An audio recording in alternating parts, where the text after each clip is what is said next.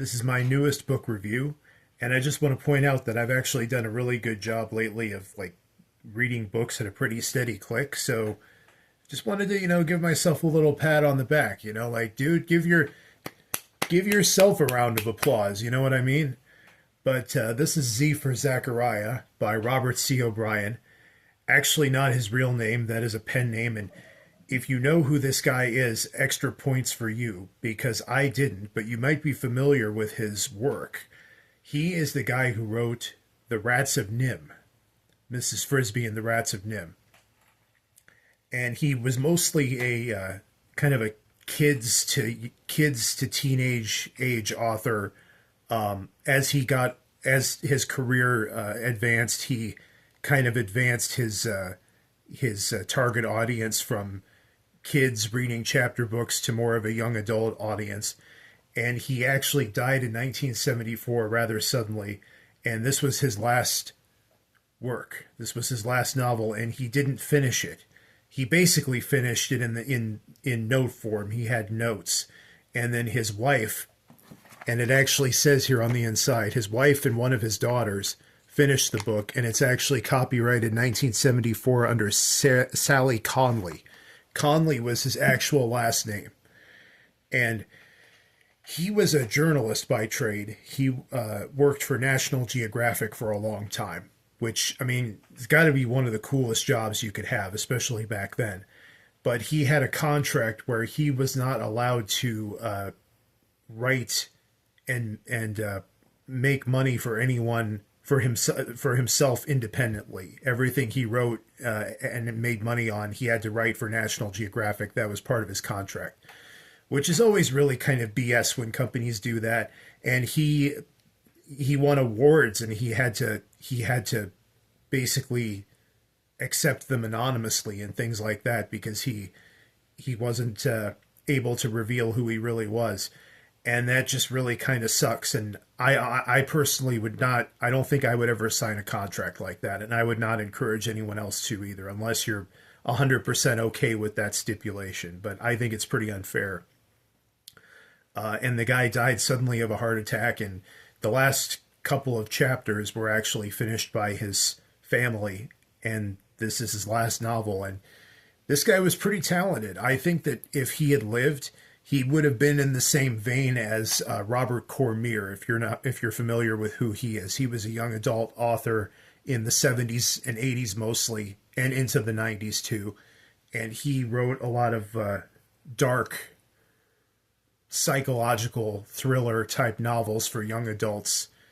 On Wikipedia, I think they describe his work as deeply pessimistic, which kind of made me laugh. I mean, yeah, I suppose, but at the same time, I don't know if I'd quite go that far, but this guy is kind of in the same vein. And he was a few years older than Cormier, but I think that if he had continued, if he hadn't gotten caught by National Geographic, and who knows what might have happened then, he might have gotten sued or whatever, he could have continued on in that sort of vein, very similar type stuff, because this is a pretty dark novel itself. It's a post-apocalyptic survival story, and it's kind of interesting because at one point I think it would have made a cool movie. Sorry, here I have to get Zara on my lap. She wanted on my lap, so it would have made a good movie. I would not trust them to make this movie now, Hollywood, the entertainment industry, because they wouldn't make it in the right spirit. I haven't trusted Hollywood to make a good movie or TV show for almost 10 years now. But in the 70s or 80s, I can see it making a really cool movie. They would have had to pad it out a little bit, because actually not a whole lot happens in the story. It's more of a drama between two people. And I'll kind of get into the plot now. It's about a girl named Anne Burden, and I'll just go to the back here. Her name was Anne Burden. As far as she knew, she was the last living person on Earth. There had been a war, and after the phones and the radio and the TV went dead, there was no sign that anyone else was alive. Anne thought she was the only survivor until she saw the smoke of a campfire coming closer each day. It had to be a person, someone walking, exploring the countryside as he came.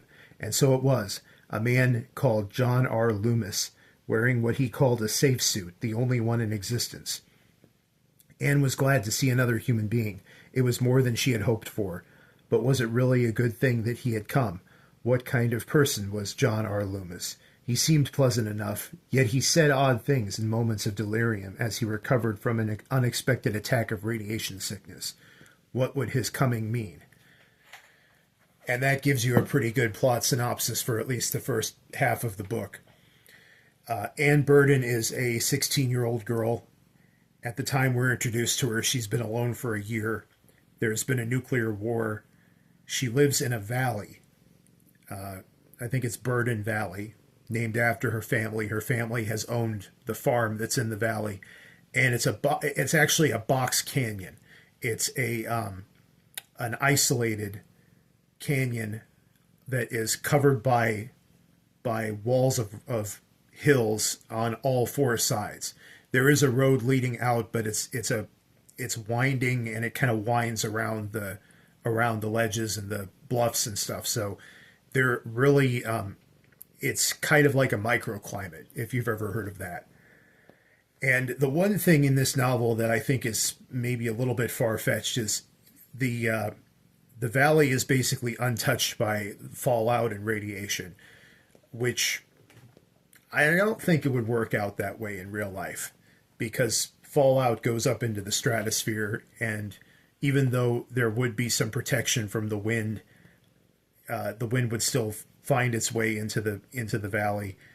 So, but then it's also kind of hinted at that maybe it wasn't the kind of nuclear war that we're familiar with, that maybe they were a new kind of weapon or something like that. He keeps it pretty vague, and so I kind of allowed myself to suspend disbelief a little bit. But it's pretty much exactly what it says on the back there. Dr. Loomis comes in his safe suit, which is a suit made out of a plastic he invented that deflects radiation. And he comes and he's tired and fatigued, and he gets in, he introduces Anne, and he introduced themselves to each other. And at first it looks like it's going to be a great thing. You know, this guy is extremely smart. He right from the start, he says, you know, I think we could build a hydroelectric dam. We might be able to have electricity again. He just has all of this technical knowledge that she doesn't have. And he's also, you know, seems like a nice guy, and he's relatively young. He's like in his early 30s. And you have to understand, she thought that she might never see anyone ever again. Her family left the valley looking for survivors, and she stayed behind, and her family never came back. So you can imagine the loss, horrible year she's probably had. And then all of a sudden this guy comes along, and like she can have company, like human company again. And she even thinks of possibly that he might be someone that she could settle down with at some point and start a family with. And then he accidentally exposes himself to the one stream in the valley that is bringing in radiation from the outside. It's like a stream that comes from the outside, and it's like the one stream that's dangerous to come into contact with. And he comes down with radiation poisoning, and he's sick for days, and he almost dies. And he has like a fever of like 106. I think he even says he's the author, O'Brien, he actually specifically mentions the temperature. And I have a theory. I think he did that for a reason, because after he does finally recover, he's changed a little bit. He's kind of acting different, unstable, paranoid, irritable. And he also, and I'm going to get into spoilers here, and in the title I'm going to warn that there are spoilers. Although I was expecting like a major twist near the end, and there actually was not a major twist near the end. That was kind of the big twist for me, that there really was no twist. But Anyway, Mr. Loomis, in his delirium, he basically kind of reveals that because he reenacts it in a hallucination, that one of his colleagues, and he was working in like an underground facility built into a mountain outside of Ithaca, New York. This takes place in I think in upstate New York. This story, and he killed this guy because the guy was trying to take this safe suit out and look for his family, and Loomis was trying to tell him, they're dead. I'm sorry, but they're dead, and you can't take that suit. We need to keep that suit safe. What if something happens to you and then the suit is lost? And this guy wouldn't listen, and Dr. Loomis shot him and killed him apparently. And that gives Anne pause, but at the same time, it seems like it might have been a justified or semi-justified. Lydia, quit it. Sorry about that. A semi-justified thing to do. And then when he comes to and recovers, he's just not quite the same person. And O'Brien never fully explains why that is. He never fully explains why Loomis changed. Was Loomis always that way and he was just kind of hiding it up until a certain point? Or was he, until he thought that he had Anne's trust or something like that? Or did something happen to him during the delirium? And I think that maybe something happened to him during the delirium because, like I said, he mentions the temperature, the fever, at I think it was 106 for days. That's brain damaging. That's almost certain that to cause some kind of neurological issue, maybe temporary, maybe permanent. But I actually know that I forget where I learned it, but I just happen to know that a temperature of 106, once you get to that point, that's when you need to go to the emergency room because they need to bring your temperature down because at that point it could cause brain damage. So that's my theory, even though O'Brien never says for sure what changed this guy or if it was a change and, this guy was always bad and he just was concealing it well up to this point. But when he's recovering, Anne starts getting nervous because he's acting more irritable. And as Loomis is getting healthier and more able-bodied again, Anne's ability to feel safe around him is reducing. Because remember, this is a full-grown man. She's just a teenage girl. He, as he gets healthier and stronger, it's only a matter of time before he can physically overpower her. And he starts acting dominant even before he's actually fully able to do that. He starts kind of like talking about the farm like it's his own, kind of ordering her around, telling her what to do, and which is presumptuous. And you could say like he's the adult in the situation and he has all of this knowledge, so why wouldn't she do what he says? But at the same time, it is presumptuous. This is her home, this is her ancestral home, and he's just like kind of claiming it as his own like it's nothing. And so that definitely gave me pause as I was reading it. It just came across as definitely a little bit suspect. And then there's an incident where he basically physically attacks her. And at that point, she's like, I can't feel comfortable around this guy anymore. So she moves out of the house and moves into this secret cave that she knows about. But Loomis, being paranoid and possessive and crazy, it's kind of the last half of the book or so is kind of this cat and mouse game between the two of them where, she's trying to make peace with him and saying, look, there's work that needs to be done if both of us are going to survive.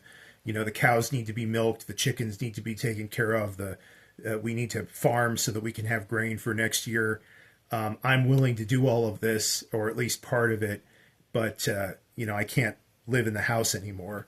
And at first, he seems to accept this, but as time goes on, he becomes more and more acting kind of like he's trying to figure out where she's living and trying to kind of lure her back so that he can have her in the house again. There's even a line in her journal, and have gone this far without mentioning that this is written in journal form. So every chapter, see June 4th, every chapter is a journal entry. So everything that you're reading has already happened, which is kind of an interesting novel form. Not the first time I've read a novel like that, but it at least lets you know that the main character is still alive, at least at that point. But and there are entries where she, at the end of the entry, she says, if there's no other entry after this, you'll know what happened to me. And of course, there is always another entry. But it's a survival story, not just a post-apocalyptic survival story, but the survival of a girl who's being basically preyed upon by this guy, or at least at odds with this guy. So it's a survival story on a couple of different levels. And Anne is a very sympathetic character. She's smart. She's resourceful. She's kind of the quintessential farm girl. She's very plain spoken. She's not ditzy. She's very much like you would expect a farm girl to be. She knows what she's doing, and her parents taught her well in terms of like how to take care of herself and how to survive. And even though she doesn't express a lot of the pain she's experiencing, she's very stoic. You can still kind of feel it because you know how you would feel in that situation.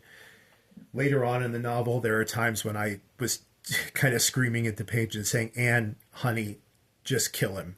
Like, honestly, because she was able to get a couple of guns, and he has a rifle. And there were times when she had a chance to take him out, and I think she would have been fully justified because, it's like, honey, he's not gonna be a benefit in your life, and all he's gonna be is just a hindrance to you, because you can't live in that cave over the winter. I mean, just take the guy out. And she doesn't. And I understand why. I mean, some people wouldn't be able to live with that. I would. I would be able to.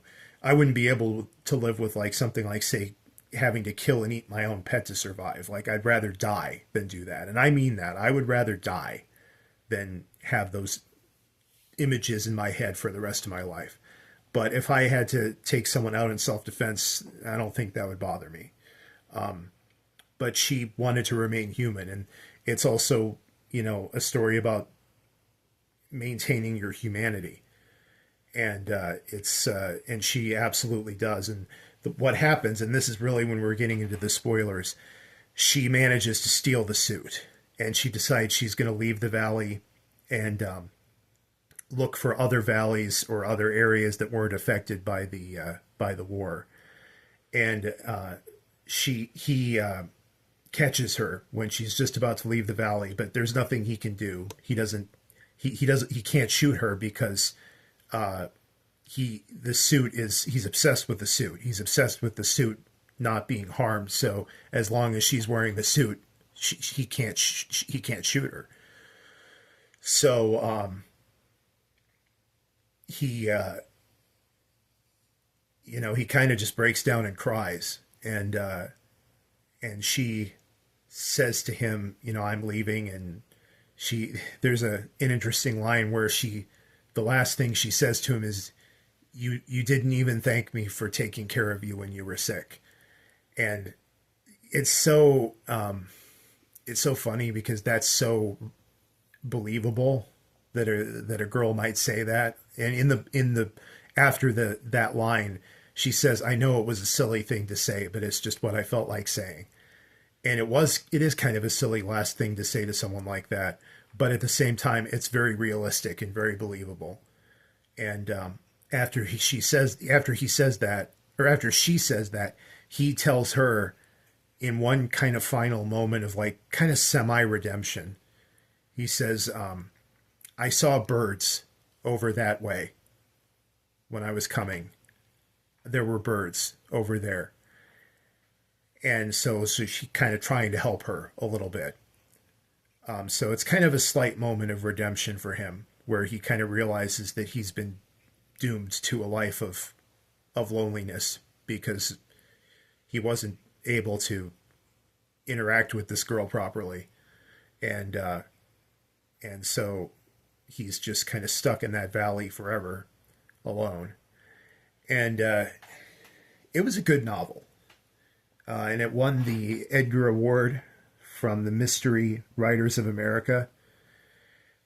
Probably a posthumous award, and it might be the reason that it won that might be because Robert C. O'Brien died. Because I know that oftentimes when somebody dies, they'll certain awards will be kind of charitable and give them the award even if they may not have deserved it, because this isn't really a mystery per se. At least I don't consider it one. There are mysterious elements to it, but it's pretty open about what it is from the start. And there aren't, like I said, there aren't a lot of crazy twists. The real twist is that there are no real big twists. So, but I do think it deserved to win some kind of an award.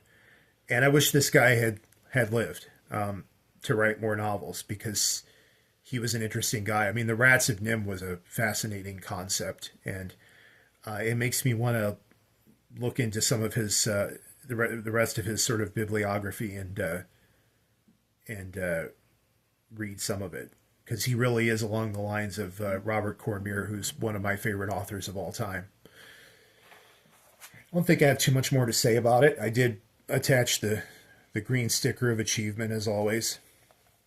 I keep all my books, and I put them on the shelf, and the ones with the green sticker are the ones I know that I've read. But anyway, very kind of like depressing, kind of dark novel, very 1970s. And when I was reading it, I kept thinking about the song "I Won't Back Down." There's a cover of that song by a female singer named Dawn Landis, and it's I Won't Back Down by Tom Petty, but it's a cover by her. And I thought, if they could somehow manage to make a good movie out of this book, that would be a great song to go along with the movie. Because I can kind of imagine her singing it. It's the voice kind of matches with the character and everything. So I hope it's never made into a movie, because, like I said, they can't make good movies these days. Kind of wish it had been in the past, but it's like other novels that really can't be made into movies, even though they're good novels. Like Catcher in the Rye, unfilmable as a movie, unmakeable, because so much of it is kind of interior. It's not about what happens exterior, like in the exterior world. It's about what happens internally with the characters, and this is very similar. It's really more about what's happening in her mind, and not so much what she's doing. Even though there are some very suspenseful moments and some, I wouldn't say action packed, but definitely some, I don't know, exciting moments. But good novel. I'm glad I have it. I'm glad I read it. I read a lot of books that I think have kind of been forgotten to history, that most people these days would overlook, and I'm personally kind of proud of that. Oh, and the title. Can't believe I almost forgot that. The meaning behind the title. She's thinking about this book she had, because there's a church in the valley, and she goes to the church sometimes when she doesn't know what to do, and she prays and stuff. And there was a book about A to Z, and it was Bible stuff. And A was for Adam, and Adam was the first man. and Z was for Zachariah, and Zachariah, then when she was little, she thought, well, Zachariah must be the last man because it's the last letter in the alphabet. So Adam was the first man, Zachariah was the last man. So you can see how that has meaning in a post-apocalyptic world. So I'm glad that I remembered that near the end here, because I would have kicked myself if I forgot to mention the title, because it's a cool title. I was going to make a joke and say that it's the sequel to V for Vendetta, but it was actually written about a decade before V for Vendetta, so not sure how that would work. But anyway, thanks for watching. Make sure to like and subscribe and comment if you have a question or something to say. If you've read any of this guy's other books, I'd love to hear about them and what you think of them. And I will catch you in the next video. And have a good day. We'll catch you in the next one.